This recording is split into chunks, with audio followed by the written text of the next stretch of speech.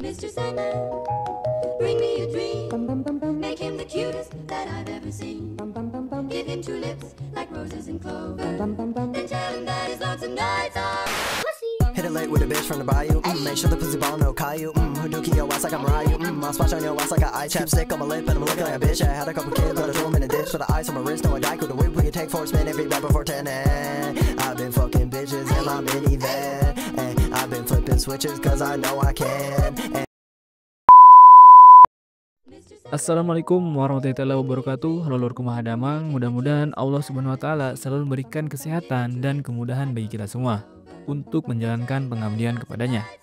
Nah, di kali ini Mama akan menceritakan alur film yang menjadi kesukaan warga Indo semua nih, yaitu film yang bergenre action.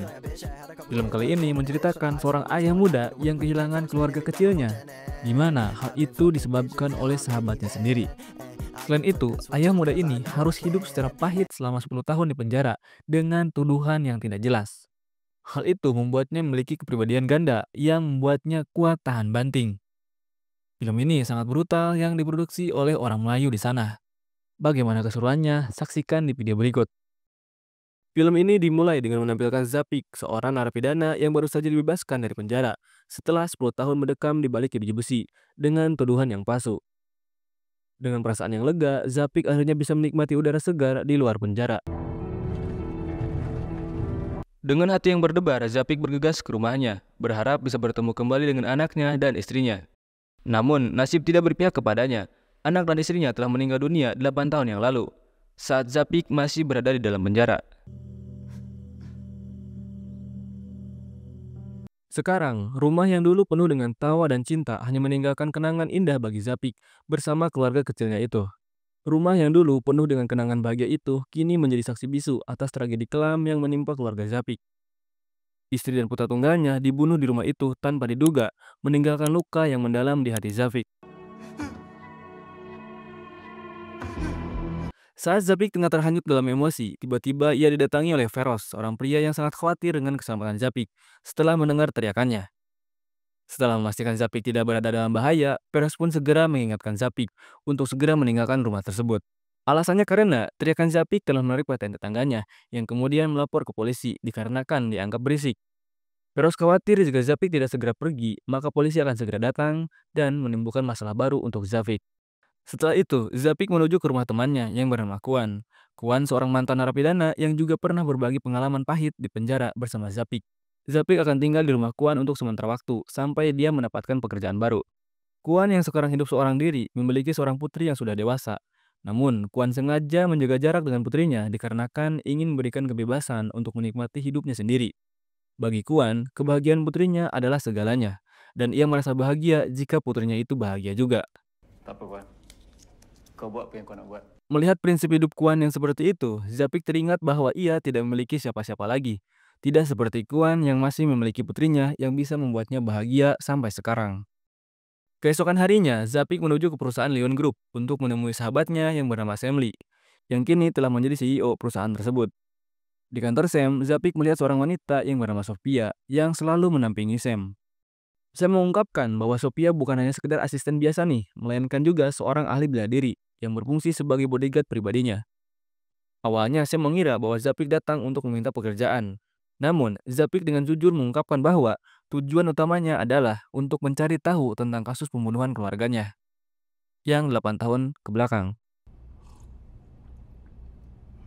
Meski demikian, Sam kembali mengulangi perkataannya nih, bahwasanya anak dan istri Zapik secara tidak sengaja dibunuh oleh seorang pecandu barang haram. Perkataan ini sudah diucapkan oleh Sam sejak 8 tahun lalu, saat Zapik masih berada di dalam penjara. Saat itu, Sam datang mengunjungi Zapik untuk memberitahu kabar duka tentang kematian anak dan istrinya. Kabar itu sangat memukul Zapik sehingga ia merasa putus asa dan mempertimbangkan untuk mengakhiri hidupnya sendiri. Saat berada di penjara, Zapik baru mengenal Kuan yang menjadi teman selnya. Namun kenyataannya yang membuat Zapik sangat terpukul adalah tuduhan palsu yang membuatnya di penjara selama ini. Lagi cepat aku mati pun lagi bagus, Kuan. Jangan cakap macam tu. 10 tahun yang lalu, mobil Zapik tiba-tiba diberhentikan oleh polisi nih. Saat digeledah, polisi menemukan barang haram yang langsung membuat Zapik dijebloskan ke dalam penjara dan mendekam selama 10 tahun di penjara selama ini. Selama berada di dalam penjara, Zapik berusaha menenangkan istrinya yang bernama Lisa. bahwasanya ia akan segera keluar. Ia juga berpesan kepada putranya yaitu Zikri untuk selalu melindungi sang ibu yang bernama Lisa tadi. Baik, Abah. Kesedihan Zapik membuat Kuan merasa iba. Kuan selalu menyarankan Zapik untuk segera mencari pekerjaan agar tidak terus-menerus terpuruk dalam keadaan tersebut. Zapik kemudian teringat akan tawaran Sam nih untuk bekerja di Leon Group. Meski demikian, Zapik selalu menolak nih tawaran tersebut dikarenakan Leon Group sebenarnya adalah perusahaan yang terlibat dalam bisnis gelap ataupun bisnis ilegal.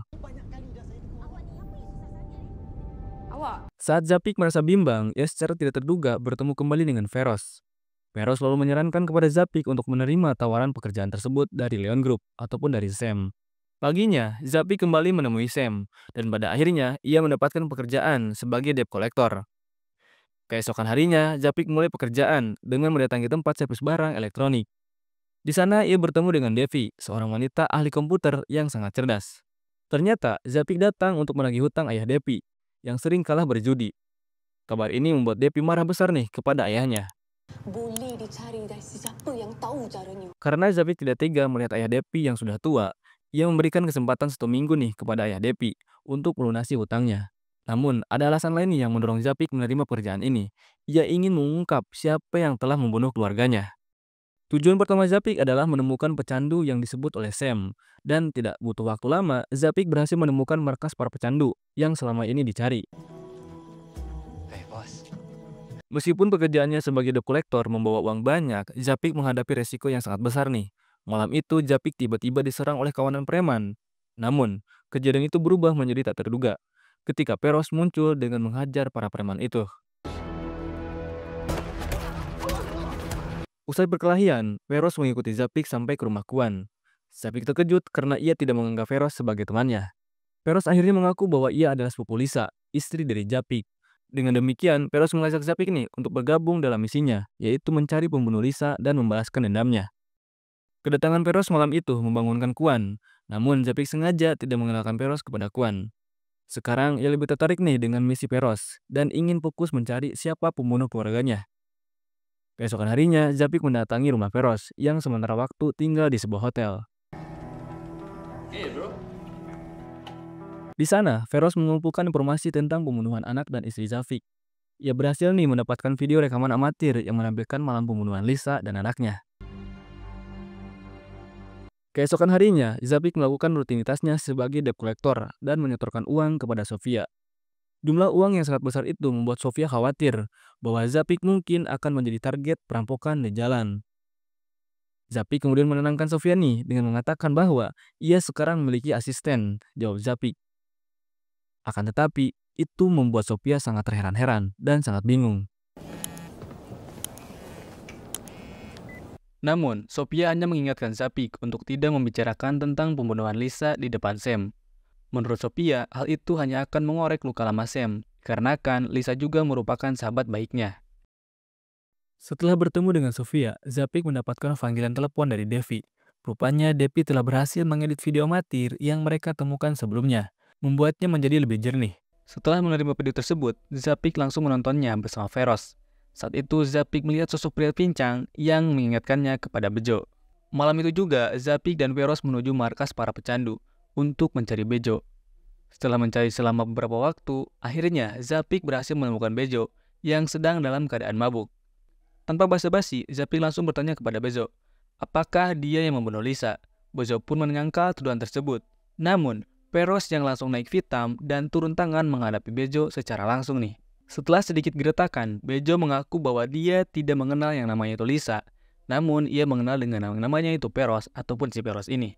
Rupanya, Bejo adalah orang yang bertanggung jawab atas penaruh barang haram di mobilnya Zapik 10 tahun yang lalu, yang menyebabkan Zapik dipenjara selama ini. Mampuslah kau.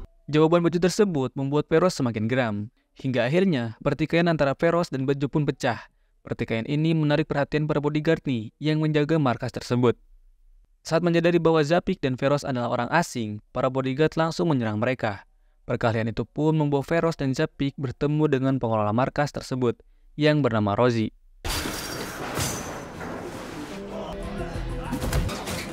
Namun, sama seperti Bejo, Roji mengaku bahwa ia tidak mengetahui pembunuhan Lisa, akan tetapi dia mengaku mengenal Zavik. Jawaban Roji tersebut membuat emosi Feroz terpancing. Ia semakin mendesak Roji hingga Roji berkata bahwa ia hanya melakukan pekerjaan itu dari bosnya yang bernama Saman. Namun karena Roji tidak mau mengungkapkan identitas asli bosnya, Feroz langsung menghancurkan markas tersebut. Feroz menangkap Roji nih sebagai tawanan untuk memaksa bosnya datang. Dan ternyata benar saja, tidak butuh waktu lama seorang pria tiba-tiba datang ataupun muncul dan langsung menemui Roji. Pria yang muncul itu bukanlah Saman yang dimaksud oleh Roji. Namun Feroz yakin nih bahwa pria itu yang bernama Bohim bisa memberikan informasi tentang Saman. Meskipun Zapik cemas dengan tindakannya Feroz yang semakin brutal, Feroz tetap ingin mengorek informasi dari Bohim. Saat Bohim sekarat, ia mengaku tidak tahu siapa itu Lisa, tetapi ia mengenal yang nama itu Zapik atau si Zapik. Zapik semakin bingung nih dikarenakan semua orang yang ia temui di malam itu mengenalnya. Feroz kemudian memutuskan untuk mencari petunjuk lain atau petunjuk lebih lanjut dengan mengambil ponsel Bohim. Setelah kembali ke markas, Feroz membuka ponsel Bohim dan menemukan akun Facebook yang bernama Terence, yang terlihat akrab dengan Bohim. Saat itu, Zapik mengingat bahwa Terence adalah jaksa yang pernah menangani kasusnya. Feroz pun kemudian memutuskan untuk mencari rumah Terence nih.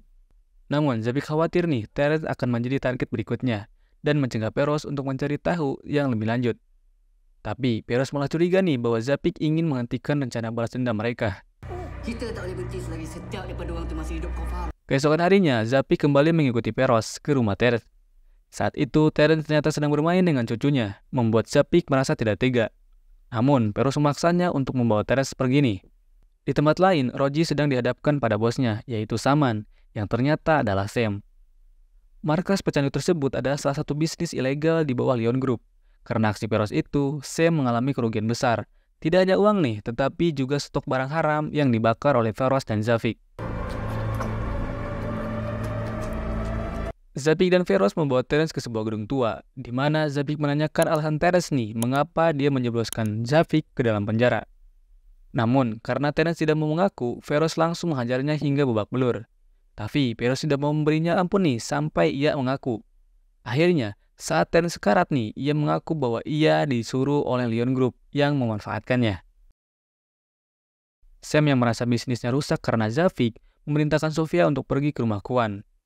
Ternyata Sophia adalah anak kandung Kwan, namun Sophia membayarnya untuk mengamati Zapik dan mencegahnya mencari tahu tentang kasus pembunuhan keluarganya. Namun karena Sophia merasa Kwan gagal, ia langsung menghabisi ayahnya sendiri nih. Mendengar pengakuan itu membuat Zapik terkejut nih, lalu ia pun segera pulang ke rumah Kwan dan menemukan Kwan dalam keadaan tak bernyawa. Zapik langsung menghubungi Devi dan memperingatinya untuk kabur sebelum Leon Group menangkapnya. Dan ternyata dari telepon Devi, Zapik menyadari nih bahwa ia memiliki kepribadian ganda yang terbentuk karena tekanan mental selama dia di penjara, yang kemudian membentuk sosok Feroz. Ternyata semua perbuatan yang dilakukan oleh Feroz juga dilakukan oleh Zapik sendiri. Sebenarnya, Kwan adalah mantan anggota gangster yang melatih Zapik menjadi pria kuat dan tangguh. Kwan tahu nih bahwa Zapik bertekad untuk melindungi orang-orang yang ia sayanginya. Setelah menyadari bahwa ini semua adalah rencana Sam, Zapik langsung mencarinya. Namun, Sam telah mempersiapkan diri dan menangkap Zapik terlebih dahulu untuk menunjukkan kekuasaannya. Sam berniat menghabisi Zapik nih dikarenakan ia merasa Zapik adalah satu-satunya orang yang menghalanginya menjadi penguasa. Sebelum Zapik menghembuskan napas terakhir, Sam mengaku nih bahwa ialah yang bertanggung jawab atas kematian Lisa dan anaknya. Ternyata, Sam telah menyimpan perasaan cinta terhadap Lisa, namun merasa kesal ketika Lisa memilih Zapik sebagai pasangannya. Sam merasa patah hati, tapi semakin kesal ketika Zapik menolak tawarannya untuk bekerja di Leon Group. Sam menganggap Zapik sebagai pria yang sok polos dan ingin menghancurkannya. Misi pertama Sam Leon Group adalah menghabisi Zapik, tapi saat itu Sam masih memiliki hati yang baik dan memilih untuk menyogok jaksa agar Zapik dipenjara selama 10 tahun. Sam berpikir nih bahwa itu adalah kesempatannya untuk merebut kembali hati Lisa. Namun, malam itu berubah menjadi tragedi terburuk dalam hidupnya. Zapik terlihat kehabisan kekuatan nih untuk melawan. Bahkan sosok Feroz juga tidak dapat membantunya, hingga akhirnya Zapik pun ditembak. Saat Zapik hampir disingkirkan oleh anak buah Sam, namun Peros tiba-tiba muncul dan mengambil alih kendali Zapik. Dengan kekuatan baru, Zapik langsung menghabisi anak buah Sam tanpa lama-lama. Sekarang, satu-satunya tujuan Zapik adalah menghancurkan Sam. Namun saat itu ia mencoba mendekati Sam. Anak buahnya pun langsung menyerang, menyebabkan terjadinya adu tembak yang sangat brutal. Meskipun Zapik berhasil menghabisi semua bodyguard Sam, ia masih harus menghadapi Sophia yang rela mati-mati untuk melindungi Sam. Sophia menjadi penghalang terakhir nih yang harus diatasi oleh Zapik untuk mencapai tujuannya. Dengan kekuatan Feroz yang menguasai tubuhnya, Zapik langsung melancarkan serangan brutalnya terhadap Sophia. Sophia yang telah berlatih dengan baik berhasil menahan kekuatan Feroz dan mengimbanginya. Namun, seperti yang telah diduga, Sophia tidak dapat mengalahkan Zapik yang telah dibutakan oleh dendam. Karena Sophia telah membunuh Kuan, Zapik tidak ragu-ragu menembaknya.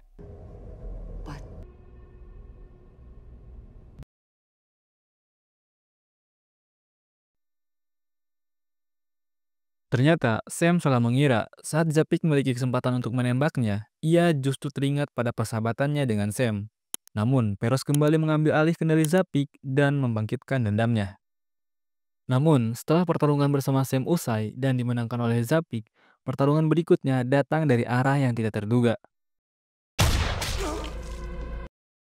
Peros meminta Zapik untuk mengambil alih kursi CEO, tapi Zapik menolaknya dikarenakan tidak ingin terjebak dalam dunia kegelapan. Penolakan itu memicu kemarahan Feroz, dan sisi gelapnya mulai mengambil alih. Tapi Zapik harus siap menghadapi ancaman baru yang datang dari dirinya, yaitu dari Peros. Peros tiba-tiba melancarkan serangan untuk menghabisi Zapik. Tapi beruntung, Zapik berhasil diselamatkan oleh Mr. Seng, pemilik Leon Group, yang merekrut Sam sebelumnya untuk mengurus Leon Group selama ini. Ia telah mengetahui bahwa Zapik memiliki kepribadian ganda nih, dan yakin bahwa kepribadian itu akan membawa keberhasilan besar bagi Leon Group. Namun, Zapik menolak tawaran itu, dan malah mengalami perubahan yang sangat mengejutkan.